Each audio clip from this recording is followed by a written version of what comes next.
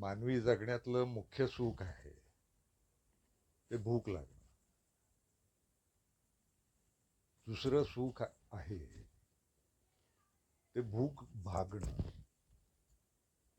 तिसरं सुख आहे खाल्लेलं पचणं. आणि जगातलं सगळ्यात जबरदस्त सुख आहे जे आपण खाल्लंय ते आपल्या कष्टानं कमवलेलं आहे, आपल्या मेहनतीनं कमवलेलं आहे. आणि त्याच्याही पुढचं जबरदस्त सुख आहे ते कष्ट आपण प्रामाणिकपणे, पारदर्शीपणे आणि सरळ मार्गाने केलेले आहेत. याच्या उलट जे जे घडतं ते दुःख आहे.